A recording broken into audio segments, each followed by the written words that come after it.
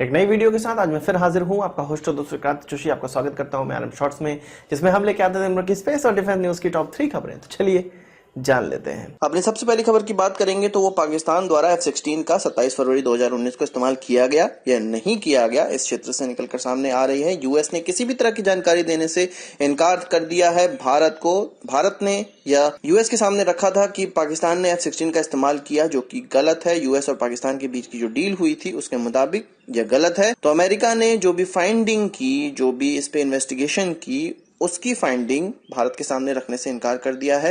US का यह कहना है कि यदि कोई तीसरा कंट्री भारत के C-130, C-17 या अपाचे हेलीकॉप्टर्स के बारे में पूछे, बायलैटरल डील के बारे में पूछे, उससे संबंधित कोई जानकारी ले, तो क्या यूएस ये सारी जानकारी दे देगा। इसी प्रकार पाकिस्तान और यूएस के बीच में जो डील हुई है F-16 को लेके, उसके मुताबिक भारत को कोई भी जानकारी नहीं दी जाए। यूएस के इस कृत्य या इस वक्तव्य से यह चीज साफ साफ नजर आती है कि दाल में कुछ ना कुछ काला है।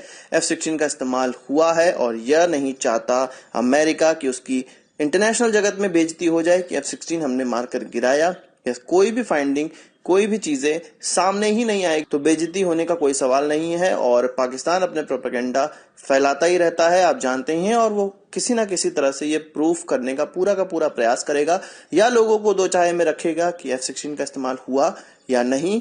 और जैसा कि मैंने आपको बताया, अमेरिका ने यह चीज तो शेयर करने से पहले ही मना अब कर दिया है। तो जैसा कि हम सभी जानते थे, F-16 के इस्तेमाल पर अमेरिका का जो स्टैंड होना चाहिए वही स्टैंड सामने निकल कर आया है। अपनी अगली खबर की बात करेंगे तो वो ब्रह्मोस के एयर लॉन्च्ड वर्जन की तरफ से आ रही है, जिसको Su-30 MKI द्वारा लॉन्च किया जाता है। इसका ट्रायल इसी एयरक्राफ्ट के द्वारा किया जाता है। अब खबरों में यह सामने निकल कर आ रहा है कि अगले किसी भी वीक या कुछ दिनों के बाद इसका ट्रायल पुनः हो सकता है, यानी कि फिर से इसको Su-30 MKI द्वारा लॉन्च किया जाएगा। आपको पता है कि HAL के द्वारा 2 Su-30 MKI को, इस मिसाइल को लॉन्च करने योग्य बनाया गया है, उसमें थोड़े से चेंजेस किए गए हैं। और जब यह ट्रायल पूरा का पूरा कंप्लीट हो जाएगा तो और ज्यादा से ज्यादा Su-30 MKI को इस प्रकार की मिसाइल को फायर करने योग्य बनाना है, जिसमें 1 करोड़ रुपए एक एयरक्राफ्ट में लगने हैं। और ये कहा जा रहा है कि 2020 तक इस प्रकार के प्रोग्राम को कंप्लीट कर लिया जाएगा। तो अपडेट यही है कि अगले कुछ हफ्तों में फिर से इस मिसाइल का ट्रायल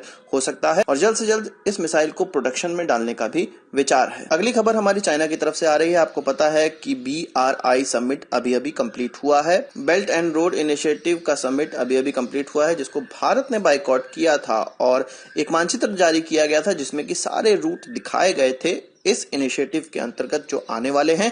उसमें यह साफ साफ देखने को हमें मिलता था कि जो कश्मीर को पूरा का पूरा भारत का पार्ट दिखाया गया था, इसके अलावा अरुणाचल प्रदेश को भी पूरा का पूरा पार्ट भारत का ही दिखाया गया, जो कि फैक्ट बात है। पर अक्सर हमने ये देखा है कि चाइना और पाकिस्तान की तरफ से पाक ऑक्युपाइड कश्मीर को पाकिस्तान का पार्ट और अक्साई चीन को चीन का पार्ट और अरुणाचल प्रदेश को चीन का पार्ट दिखाया जाता है, पर ऐसा नहीं हुआ था।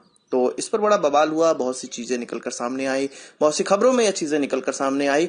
पर अब फिर से चाइना ने इस मैप को रिमूव कर दिया है और फिर से जो मैप जारी किया है वह उसी मुताबिक जारी किया है जो कि चाइना आज तक मानता आया है। तो इतने बड़े पैमाने पे कोई देश गलती नहीं कर सकता है। जानकारों के मुताबिक यह उनकी सोची समझी रणनीति है, एक दबाव बनाने का प्रयास है, प्रलोभन देने का प्रयास है दोनों ही देशों को, भारत और पाकिस्तान को, कि इस प्रकार की चीजें भी हो सकती हैं। इस प्रकार के जो मानचित्र में परिवर्तन है, इसको जियोग्राफिकल परिवर्तन भी किया जा सकता है।